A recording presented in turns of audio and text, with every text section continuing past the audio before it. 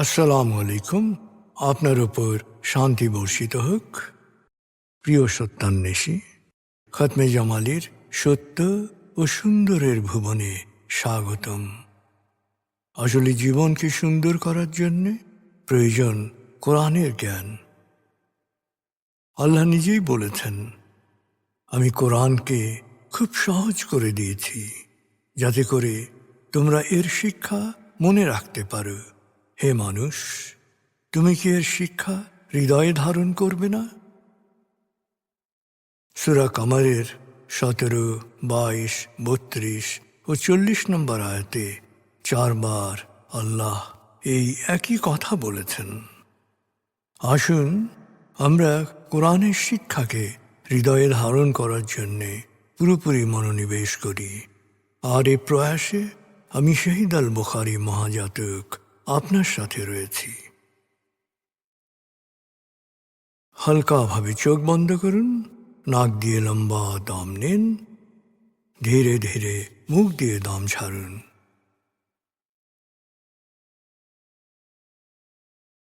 দম নেবেন পেটে, ছাড়বেন মুখ দিয়ে। দম নেওয়ার চেয়ে দম ছাড়তে সময় একটু বেশি নিন। এভাবে কয়েকবার দম নিন ও দম ছাড়ুন।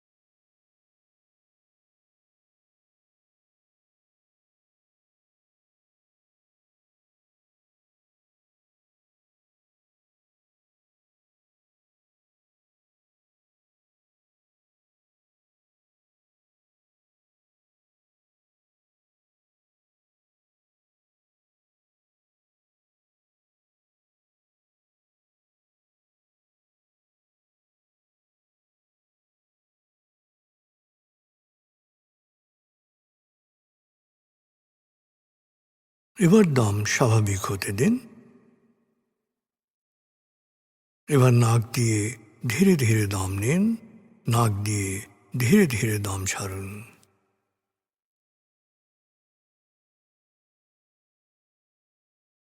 এভাবে কয়েকবার দম নিন, দম ছাড়ুন।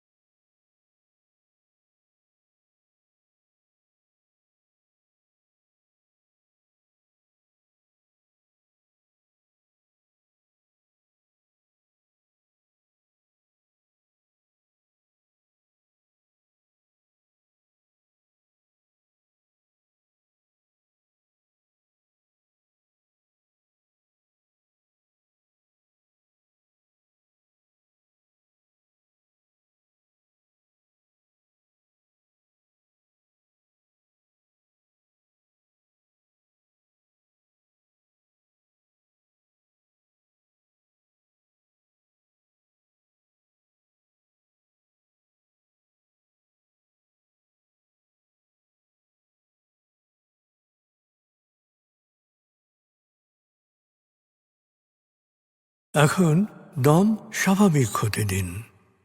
আপনি শুধু দম খেয়াল করুন।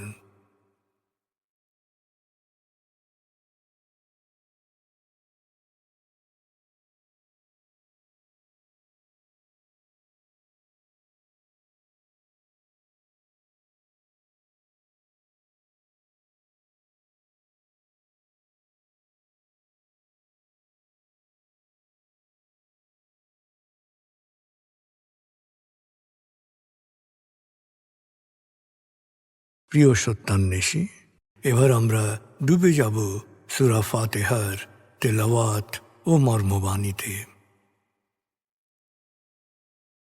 1, সূরা ফাতিহা। أعوذ بالله من الشيطان الرجيم. بسم الله الرحمن الرحيم. الحمد لله رب العالمين. الرحمن الرحيم مالك يوم الدين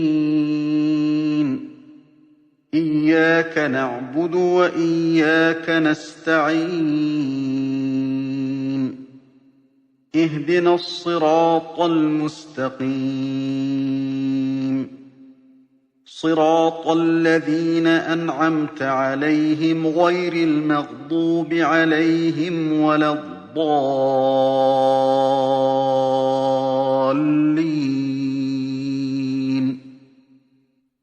দয়াময় মেহেরবান আল্লাহর নামে। সকল প্রশংসা মহাবিশ্বের প্রতিপালক হে আল্লাহ তোমারই জন্যে। তুমি দয়াময় মেহেরবান কর্মফল দিবসের মালিক।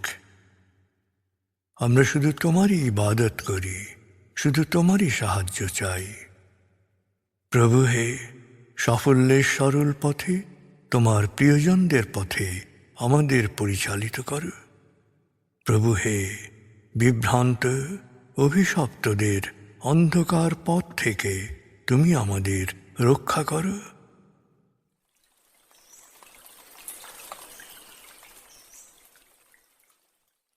ভাব 116। প্রিয় সত্যান্বেষী, ভাব 115 আয়াতগুচ্ছে আমরা শুনেছি আল্লাহর সাথে লেনদেন, বায়াত হওয়া এবং তওবা করে আল্লাহর কাছে ফিরে আসার গুরুত্ব প্রসঙ্গ। ভাব 116 আমরা শুনব সূরা তওবা 119 থেকে 129 আয়াতের তেলাওয়াত ও মর্মবাণী। এই আয়াতগুচ্ছে মূলত সংঘবদ্ধ সৎকর্ম, নিজের জীবনের চেয়ে রসূলকে প্রিয় মনে করার গুরুত্ব সম্পর্কে আলোকপাত করা হয়েছে। 9 সূরা তওবা। يا أيها الذين آمنوا اتقوا الله وكونوا مع الصادقين ما كان لأهل المدينة ومن حولهم من الأعراب أن يتخلفوا عن رسول الله ولا يرغبوا بأنفسهم عن نفسه ذلك بأنهم لا يصيبهم ظمأ ولا نصب ولا مخمصة في سبيل الله ولا يطؤون موطئا يغيظ الكفار ولا ينالون من عدو نيلا إلا كتب لهم به عمل صالح إن الله لا يضيع أجر المحسنين ولا ينفقون نفقة صغيرة ولا كبيرة ولا يقطعون واديا إلا كتب لهم ليجزيهم الله أحسن ما كانوا يعملون وما كان المؤمنون لينفروا كافة فلولا نفر من كل فرقة منهم طائفة ليتفقهوا في الدين ولينذروا قومهم إذا رجعوا إليهم لعلهم يحذرون يا أيها الذين آمنوا قاتلوا الذين يلونكم من الكفار وليجدوا فيكم غلظة واعلموا أن الله مع المتقين وإذا ما أنزلت سورة فمنهم من يقول أيكم زادته هذه إيمانا فأما الذين آمنوا فزادتهم إيمانا وهم يستبشرون وأما الذين في قلوبهم مرض فزادتهم رجسا إلى رجسهم وماتوا وهم كافرون أولا يرون أنهم يفتنون في كل عام مرة أو مرتين ثم لا يتوبون ولا هم يذكرون وإذا ما أنزلت سورة نظر بعضهم إلى بعض هل يراكم من أحد ثم انصرفوا صرف الله قلوبهم بأنهم قوم لا يفقهون لقد جاءكم رسول من أنفسكم عزيز عليه ما عنتم حريص عليكم بالمؤمنين رءوف رحيم فإن تولوا فقل حسبي الله لا إله إلا هو عليه توكلت وهو رب العرش العظيم হে বিশ্বাসীগণ, তোমরা আল্লাহ সচেতন হও এবং সব সময় সত্যবাদীদের সাথে সংঘবদ্ধ থাকো। আল্লাহর রসুলের সহগামী না হয়ে পেছনে থেকে যাওয়া এবং রসুলের জীবনের চেয়ে নিজের জীবনকে বেশি প্রিয় মনে করা মদিনাবাসী বা মদিনার চারপাশে বসবাসরত বেদুইনদের জন্যে মোটেই শোভন নয়। কারণ আল্লাহর পথে তাদের সকল প্রকার দৈহিক কষ্ট, সত্য অস্বীকারীদের শত্রুতার মোকাবেলায় তাদের প্রতিটি কাজ, প্রতিটি পদক্ষেপ সৎকর্ম হিসেবে লিপিবদ্ধ হয়। নিশ্চয়ই আল্লাহ সৎকর্মশীলদের কর্মফল নষ্ট হতে দেন না।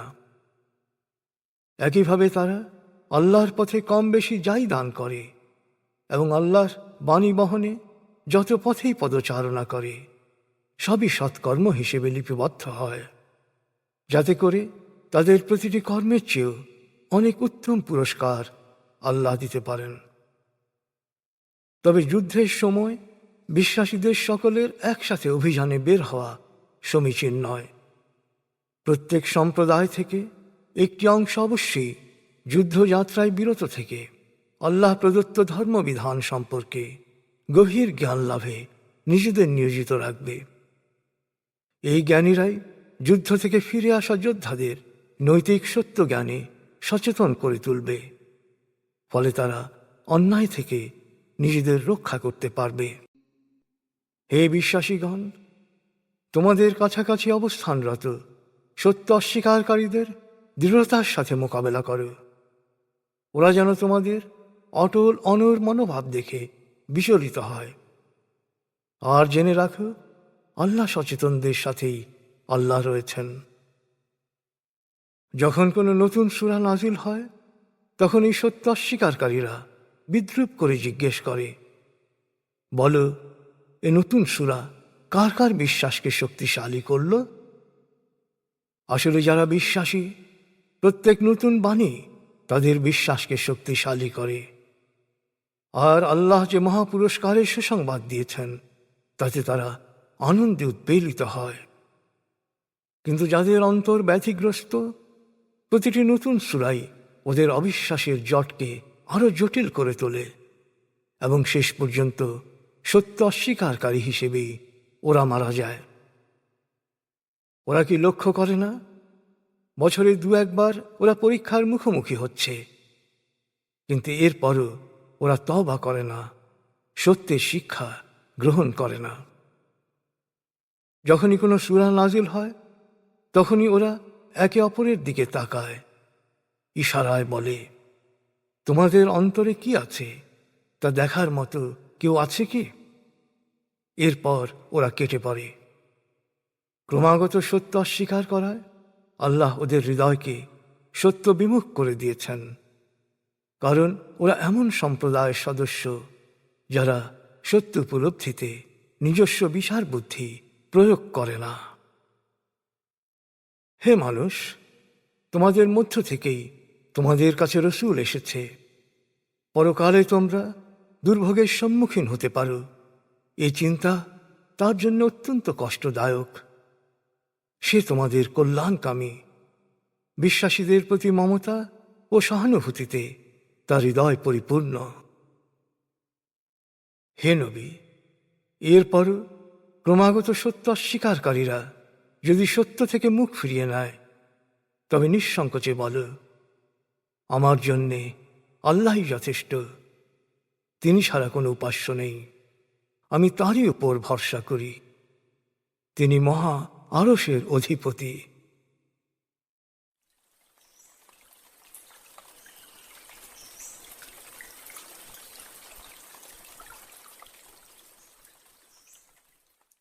প্রিয় সত্যান্বেষী, এবার আজকের আয়াতগুচ্ছ থেকে একটি পয়েন্ট নিয়ে ভাবুন, যা আপনি অনুসরণ করার চেষ্টা করবেন।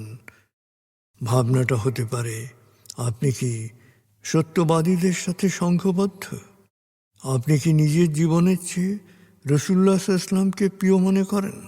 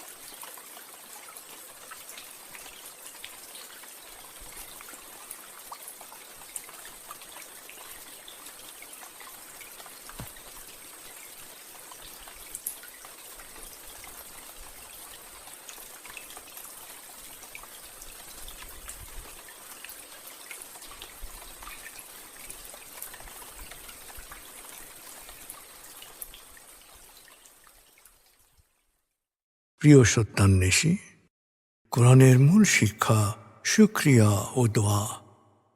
প্রভু আপনাকে যা দিয়েছেন সেই জন্য বারবার কৃতজ্ঞতা প্রকাশ করুন, তাকে হৃদয়ের গভীরে স্মরণ করুন।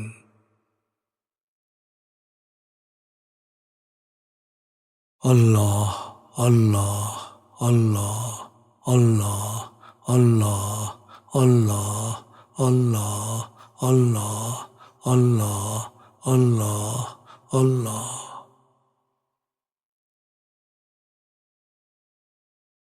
আস্তাগফিরুল্লাহ আস্তাগফিরুল্লাহ আস্তাগফিরুল্লাহ আস্তাগফিরুল্লাহ আস্তাগফিরুল্লাহ আস্তাগফিরুল্লাহ আস্তাগফিরুল্লাহ আস্তাগফিরুল্লাহ আস্তাগফিরুল্লাহ আস্তাগফিরুল্লাহ আস্তাগফিরুল্লাহ।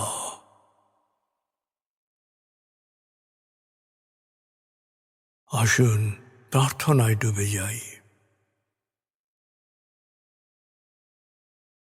হে আমাদের প্রতিপালক, আমাদের ইহকাল ও পরকালের কল্যাণ দান করো। আগুনের শাস্তি থেকে তুমি আমাদের রক্ষা করো।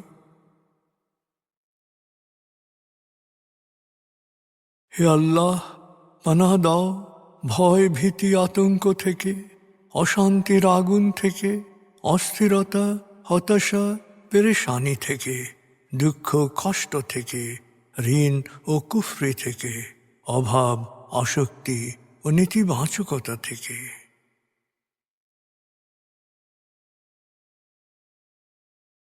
হে আমাদের প্রতিপালক, আমাদের বেহিসাব রিজিক দান করো।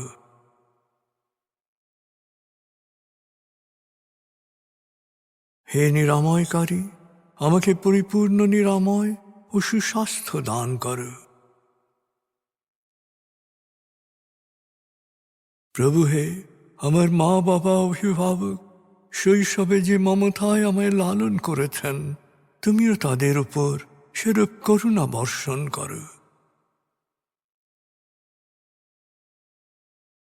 হে আমাদের প্রতিপালক, আমার পরিবারকে প্রাজ্ঞ সুখী ও সমৃদ্ধশালী পরিবারে রূপান্তরিত করো।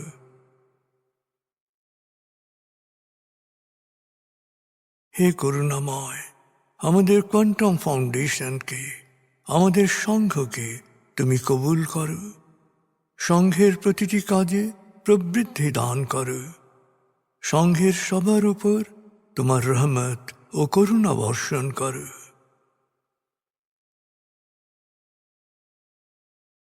প্রভু হে, আমাদের দেশকে তুমি ভালো মানুষের স্বর্গভূমিতে রূপান্তরিত করো।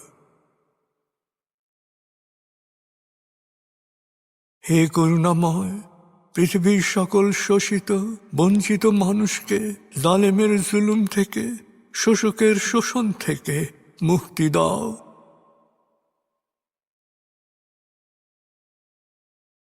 প্রভু হে, ভালো ভাবা, ভালো বলা, ভালো করা ও ভালো থাকার অফুরন্ত শক্তি আমাকে দাও।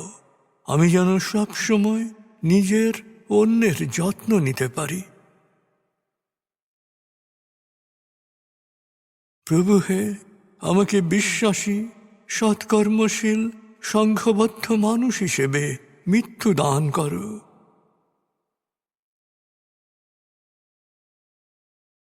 অনুভব করুন, আল্লাহ আপনার অন্তরেই আপনার কথা শুনছেন।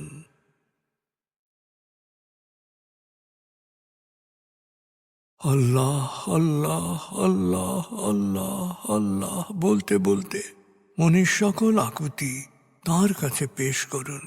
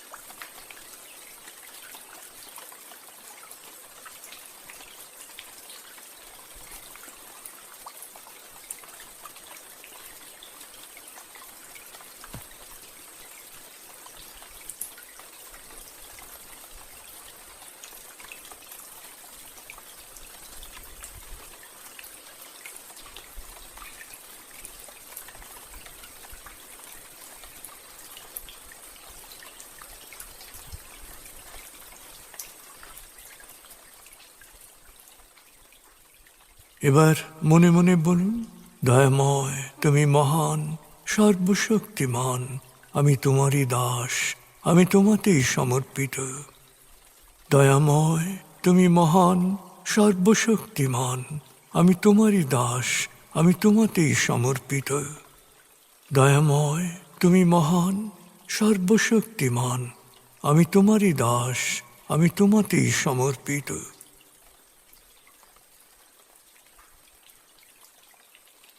অনুভব করুন আল্লাহ আপনার প্রার্থনা কবুল করেছেন।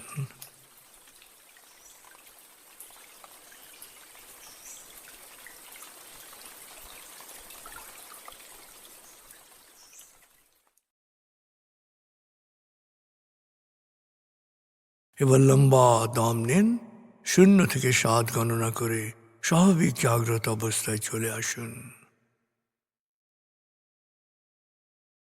আপনার জীবন সুন্দর হোক, সফল হোক। খুদা হাফিজ। আসসালামু আলাইকুম। আপনার উপর শান্তি বর্ষিত হোক।